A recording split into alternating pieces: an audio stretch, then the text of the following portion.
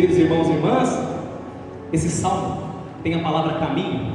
Por isso fiz questão de começar hoje a nossa meditação pelo salmo, porque a Santa Igreja sempre procura na sua liturgia escolher as leituras muito bem ligadas harmoniosamente uma com a outra, e o salmo é como que a porta de entrada hoje para essa liturgia. Por quê, irmãos? Porque Jesus hoje está à beira do mar da Galileia e convida as pessoas a segui-lo. E seguir Jesus, seguir o Senhor, é seguir um longo caminho que dura toda uma vida. Seguir Jesus é encontrá-lo, fazer uma experiência profunda dele e não largá-lo até o último segundo da existência. Isso é conversão, é colocar-se nas pegadas do Senhor. Hoje eu vi, pensando nesse evangelho, estava pensando, imagine só, Pedro, Tiago, os filhos de Zebedeu, André, encontraram o Senhor naquele dia, se apaixonaram por Ele, mas foram até o final com Jesus Cristo. Um morre com a cabeça cortada, não é? Outro morre crucificado de cabeça para baixo, segundo venerável tradição, que é Pedro. Santo André, que vocês acabaram de ver, morreu numa cruz em forma de X. Por isso, quando a gente faz o exame de motorista, a gente estuda uma placa chamada Cruz de Santo André, não é? E na rua, geralmente, quando a gente está andando na pista e encontra uma ferrovia, tem a cruz de Santo André, porque ele falou: eu não sou digno de morrer como meu Senhor. Eles foram fiéis até o final. Minha gente, encontrar só Jesus Cristo não é esse o segredo não de uma vida santa e reta. Quantas pessoas na Bíblia encontraram Jesus, mas nem por isso mudaram de vida? Herodes, por exemplo, né? Herodes falou assim: traz Jesus aqui com a mão amarrada, faz uma mágica para mim, Jesus. Herodes encontrou Jesus, mas nem por isso teve sua vida mudada.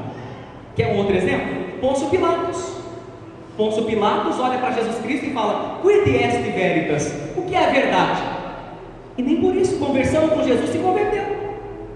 Tem gente que fez primeiro a Eucaristia, foi crismado, e pode até ser. E tem gente que tem o costume de vir na igreja, e pode acontecer de ainda não ser um discípulo que segue Jesus. Se não tiver uma experiência pessoal, verdadeira e viva com Jesus, não adianta nada, porque a conversão é um processo que leva a vida toda. Isso me faz recordar, quando eu morava lá no Mineirão, a gente tinha irmãos evangélicos protestantes do lado esquerdo e do lado direito. E tem muitos irmãos evangélicos santos. Eu conheço amigos evangélicos meus que, inclusive, de quando em quando, frequentam a minha casa e até jogaram videogame comigo. São amigos que eu gosto, que eu amo, porque a igreja, as placas da igreja não devem nos afastar. Beato João Paulo II dizia: é maior o que nos une do que aquilo que nos separa, né? Mas também existe católico, desculpe, ignorante, e existe evangélico protestante ignorante, vocês sabem. Basta andar um pouco na rua e viver um pouquinho, pelo menos 10 anos, você já é bom, né? E nós tínhamos uma vizinha muito ignorante do lado de baixo, e então ela provocava o católico, tocando um órgão bem alto, os hinos dela, né? Um dia eu lembro que minha mãe começou a estar na dança, colocando o Padre Marcelo bem alto. Falei: mãe, não entre nesse jogo, que isso não é ser cristão, né? Cristão não é quem coloca uma igreja com a outra para ver quem ganha. Isso não é convertido. Até conversão, gente, não é placa de igreja. Você foi batizado, pronto, me converti. No dia do batismo começa um processo de conversão, um caminho, como lhes disse, que vai para uma vida toda. Aí eu me lembro que do lado de cima moravam alguns católicos. Só que não é aquele católico assim, muito firme, né? Aquele católico, por exemplo, que tem dúvida na fé e não busca estudar, que pensa que católico adora imagem, que é uma grande enganação, que nunca a igreja católica disse isso, que coloca a Nossa Senhora como se fosse uma deusa. Nossa Senhora não é uma deusa. Jesus Cristo não a deu como mãe, mas não a endeusou nunca, e nunca a igreja católica disse que ela é a quarta pessoa da Santíssima Trindade, até porque a Trindade é 3, senão seria uma paternidade. Nunca a igreja falou isso. Então tem católico que não é muito esclarecido, e quando bate uma pessoa de uma outra religião na porta dele, como ele já não é firme, ele já está bambeando, ele entra para outra igreja. E aí aqueles pseudo-católicos, eu estou contando o que aconteceu lá na nossa vizinhança, os pseudos católicos se converteram para a congregação cristã do Brasil. E foi um choque para nós, católicos, né? Falei: puxa, tem tudo na igreja, por que vai procurar em outra, né? Nós temos pai, temos mãe, temos irmãos, por que vai procurar em outra? Vamos respeitar quem está na igreja evangélica, mas vamos permanecer na nossa casa. E aí eu me lembro que a vizinha que gostava de provocar a gente, ela passou na frente da casa assim, vindo da outra, e gritou bem alto assim: mais uma que entra para a glória. Eu falei, morreu? Né? Porque a pessoa, quando gritei lá, morreu. E a pessoa, quando diz assim, me converti, então está morto. Entrou para a glória, morreu. Porque você vê, você já viu a igreja católica canonizar alguém vivo? Não, porque a igreja católica sabe que por mais que uma pessoa seja boa, honesta e justa, a qualquer momento ela pode cair. O apóstolo Paulo fala para nós declaradamente: vós que estáis de pé, tome cuidado para que não caia. O católico nunca diz assim, vê por exemplo o outro trair uma esposa e fala, eu nunca vou fazer isso com a minha esposa. Você não fez até hoje porque Deus te ajudou, não é porque você é bom, não. Você entendeu? Né? Tô brincando, viu? Se você não trai a sua esposa até hoje, é porque o Espírito Santo te ajudou. Santo Agostinho falava isso. Olha, eu vejo alguém cometendo um pecado grande, Santo Agostinho falava, eu não fico escandalizado não, porque se a graça de Deus não me segurasse, eu era pior que aquele ali que matou a mãe. É a graça de Deus que me faz ser um servo de Deus, um homem bom. Nem eu não sou capaz de nenhum ato de bondade, se a graça não me socorre, se a graça não me ajuda. Por isso então nós não podemos dizer estou convertido, mas nós temos que dizer eu estou me convertendo. E a minha conversão começou quando? No dia do meu batismo. Então isso é muito importante, irmãos. Eu gosto muito quando estou passando de carro assim agora pela Dr. Bernardes, e eu vejo que estão refazendo ali o nosso esgoto, né? Sei lá o que estão fazendo, uma coisa assim. E aí a via está trancada. E na JJ Lacerda, quem está na internet não vai entender nada, porque você é de outra cidade, mas na sua cidade você vai entender já. Então você vê, quando alguém está construindo uma outra pista, mudando, né, ampliando para a melhoria, qual que é a placa que eles colocam? Desculpem os transtornos, estamos em obras. Nós católicos deveríamos andar com uma placa assim, né? Desculpe o transtorno, porque eu estou me convertendo. Ou então, mais bonito, para não ofender a língua portuguesa, desculpe o transtorno, eu estou em conversão. Então eu vou explicar para você porque eu estou falando isso. Às vezes uma pessoa chega para mim e fala, padre, naquele dia o senhor nem me atendeu, o senhor passou, fez de conta que nem me viu. Nossa, eu nunca esperava uma coisa assim do senhor, padre Wagner. E eu respondo, irmão, para falar a verdade eu nem te vi, mas desculpa o transtorno, porque eu estou em conversão.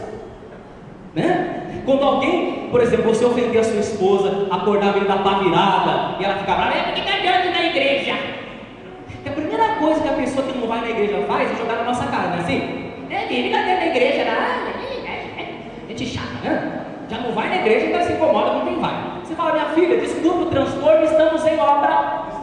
É assim que tem que pôr, e nós estamos nos convertendo. É nesse sentido que nós entendemos hoje a primeira leitura de Jonas, que fala para o povo se converter, se arrepender do pecado e vestir pano de saco e fazer jejum e rezar. É assim que nós entendemos a conversão na Bíblia, e é assim também que nós entendemos esse salmo que acabáramos de cantar. Mostrai-nos, ó Senhor, vossos caminhos, vossa verdade me oriente e me conduza. Mas quando acontecer de eu virar para a direita ou para a esquerda, Senhor, me pega, Jesus. Você não faz assim. Você já fez essa experiência? Vou compartilhar com você. Às vezes a gente confessa um pecado com o sacerdote e fala que não vai cair mais, daqui a pouco está fazendo o mesmo pecado. Por que isso acontece? Porque você ainda não se converteu. Mas feliz de você que toda vez que cai no mesmo erro, no mesmo pecado, procura se emendar e procura o padre para que ele te levante. Então essa é a primeira mensagem. E a segunda e última mensagem que eu vim trazer para vocês hoje aqui, e para você que está vendo no computador também, é a seguinte: Jesus Cristo falou assim, vem e segue. E eles começaram a seguir Jesus, seguir as pegadas do Senhor. Só que não sei se você reparou uma coisa. Você já viu essa gente que faz peregrinação? Por exemplo, São Tiago de Compostela, amanhã estaremos rezando a missa lá, o Santo Caminheiro, que é chamado hoje, inclusive na Bíblia, né? Filho de Zebedeu. A pessoa que vai fazer uma caminhada ou subir uma montanha, ela só carrega aquilo que é necessário. Se você quiser fazer um caminho, colocar na sua mochila seu secador, sua escova de cabelo, o que mais? O seu McDonald's, encher de coisa e aparato, pente, Bíblia pode, dicionário, catecismo da Igreja Católica, você põe o cat, você põe tudo lá dentro, né? Um pacote de arroz, um pacote de café, e começa a fazer caminhada para ver se você aguenta chegar até o final. Não aguenta nada.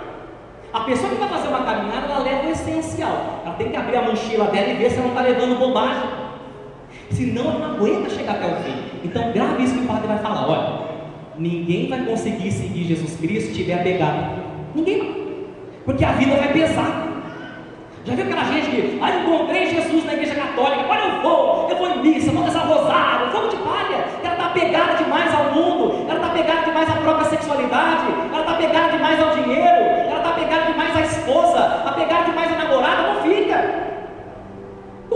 jovens eu vejo, começam uma vida com Jesus Cristo, a namorada não vem e para de vir à missa, porque, olha, vou falar uma coisa para você que está me ouvindo agora.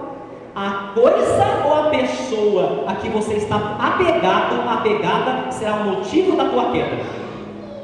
Eu estou dizendo a verdade, eu estou profetizando. A coisa, e serve para todo mundo que está aqui nessa igreja hoje, para quem está no computador, e para mim também, que as duas orelhas mais perto da minha boca é minha. Então você vê, a pessoa ou a coisa que você está apegado será a causa da tua queda, da tua destruição. É nesse sentido que nós entendemos hoje a segunda leitura, que eu quero que você olhe. Veja a segunda leitura, que nos ensina hoje o desapego. Dá uma olhadinha nela, no versículo, deixa eu achar, 30. Quem está em casa ouve comigo, eu falo e vocês completam. E os que choram, e os que estão alegres, e os que fazem compras no shopping village,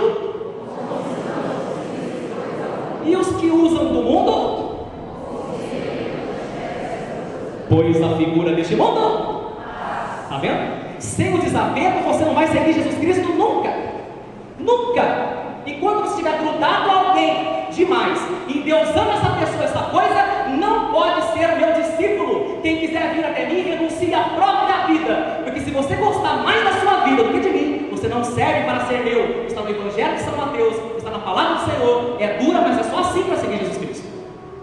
Portanto eu digo, se o seu marido não vem à missa, vem sozinha e reza por ele, venha por ele. Se a tua noiva ainda não se converteu, converta-se por ela. E você que é filho e filha, a tua tristeza que teu pai e tua mãe não vêm, como já contei para vocês, fui mais de 12, 13 anos da minha vida, sozinho na igreja, vai pelo teu pai, vai pela tua mãe, que um dia a graça acontece, que quando você ficar grudado nela e grudado nele, você não poderá ser meu discípulo, diz o Senhor Jesus. Você não pode estar grudado a ninguém e a nenhuma coisa. E o apóstolo Paulo é maravilhoso, inspirado pelo Espírito Santo, quando ele fala assim, ele não está proibindo você de comprar, hein? Ele não está proibindo você de ter seu carrão, mas ele está dizendo, aqueles que têm coisas se comportem como se não tivessem. E aqui vem uma coisa que muita gente não gosta, mas eu vou falar, que é a seguinte. Por exemplo, uma vez eu me lembro, por essas quebradas da vida, uma esposa, o marido deixou a esposa dirigir um carro cheio de recomendações. Cuidado, você olha sempre para a direita, para a esquerda, me atravessar. Aí botar a mão, esse carro é novo, eu lustrei ele hoje com cera a manhã inteira.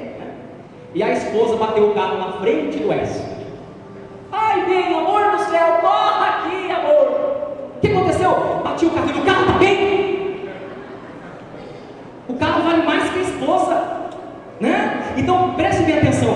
Tem gente que não usa o carro usa ele. E quem está apegado a um carro, a um vício, porque olha, muita gente também não gosta de ouvir, mas tem muita gente, pode ser que esteja aqui, por exemplo, e vê uma garrafinha de cerveja suando meio-dia, com 38 graus Celsius, e olha ela olha para você, e você está trabalhando, não pode beber, que está dirigindo, você fala, eu não aguento, sinto muito, eu me rendo. Ela começou a mandar na tua vida. Então eu pergunto para você, escute bem o que eu vou perguntar, você manda na cerveja ou a cerveja manda em você? Você manda num cálice de vinho ou um cálice de vinho manda em você? Porque se alguma coisa, algum vício mandar em você, você ainda não está experimentando a liberdade de Jesus Cristo. E me desculpe, você está seguindo Jesus Cristo ainda assim? 50%. E quem quer seguir Jesus Cristo está preso a alguma coisa, não serve. Tem que estar livre, desimpedido, para poder seguir Jesus. Amá-lo acima de todas as coisas, como nos sugere o primeiro mandamento. Desapegar-se das coisas. Então preste bem atenção. Aprenda a usar as coisas sem deixar que as coisas te usem.